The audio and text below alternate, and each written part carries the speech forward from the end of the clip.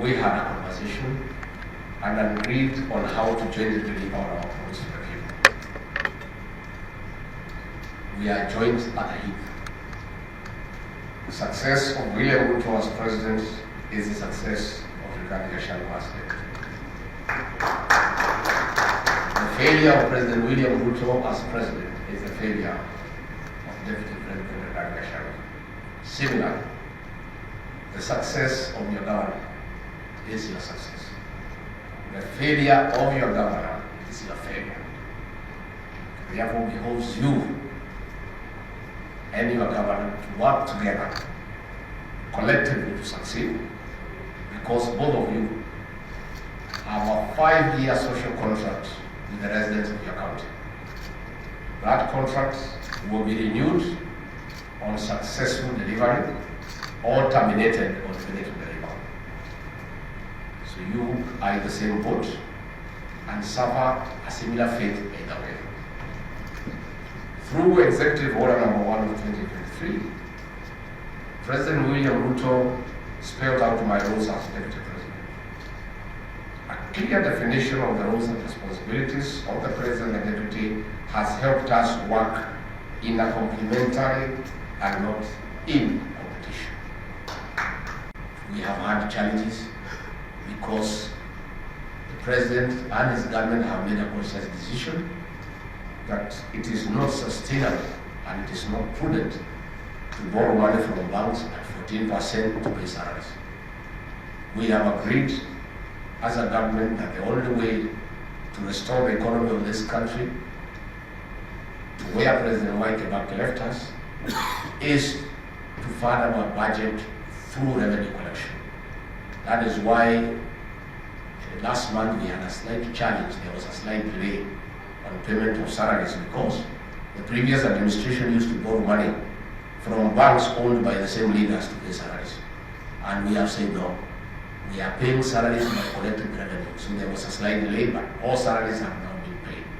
So we are collecting some more money, and shortly the governors will do another disbursement to enable our counties to function.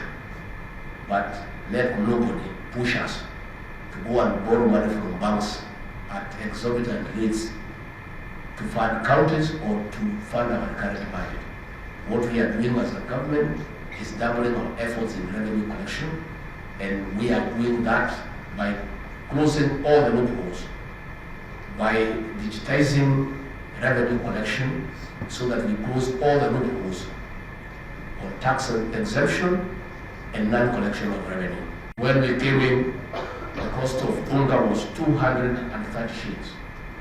We have progressively, through good thinking and planning, without any subsidy, brought the cost down to 190, to 180, to 170, to 160. As we talk today, on the shelf, there are many supermarkets offering Unga at 159 shillings, up to 155. And I can tell you it will continue going down, awaiting the harvest in September. And after the harvest, because of the intervention that we have done to assist our farmers with subsidized fertilizer, we intend and we believe we'll be able to bring down the cost of Unga to about 130, about 120.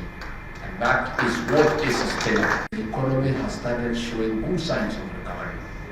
As we speak today, when we came in, the cost of Unga was 230 shillings.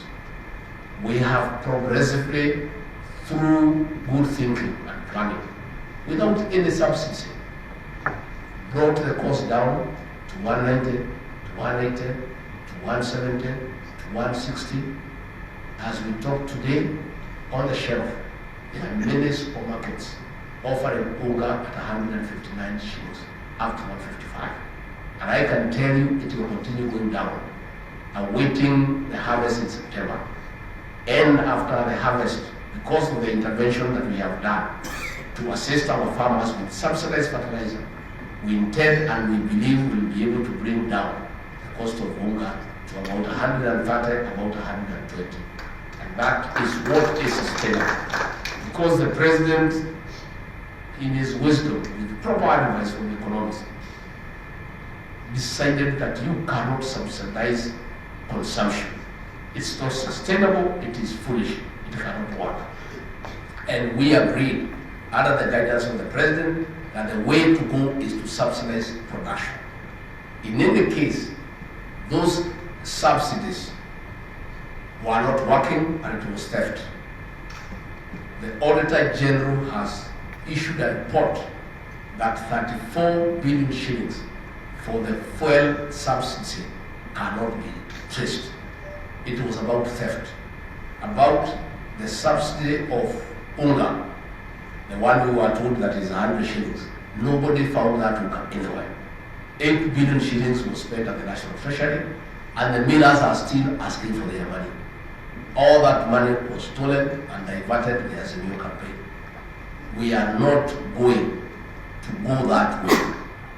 Even if they go to the streets, even if they put sufrias on the head, we are not going to reinstate subsidy because it is foolish and it's not sustainable. The way to fix the cost of living is subsidizing production, putting money where it matters, in terms of fertilizer, in terms of seeds, in terms of other encouraging measures to allow our people to produce more at a less cost. That is a way in a sustainable manner that will bring down the cost of living. And I want to say with pride that we are doing extremely well. We don't expect our detractors to see it because they wouldn't see it. But what will happen, even if they close their eyes, it's okay. When they open them, they will find that Unga is 159. They don't want to see that Unga is at 159. So they can shut down their eyes for some time. But since they cannot shut their eyes forever, they have to reopen them. When they open them, they will find that Unga has gone down, and it will continue going down. So that is the situation. So when misunderstandings are about to happen in the political leadership, it should never be allowed to generate fallout. The situation we are seeing in Nyanza, in one of the counties, is not anything that one wants to talk about. It's unnecessary, it's unhealthy, and it can be resolved in one way or another. This defeats the essence of grassroots leadership and indeed devolution, a critical component of the bottom-up economic transformation agenda. Counties are a key ingredient of the Kenya Kwanza plan, and we want to see devolution working.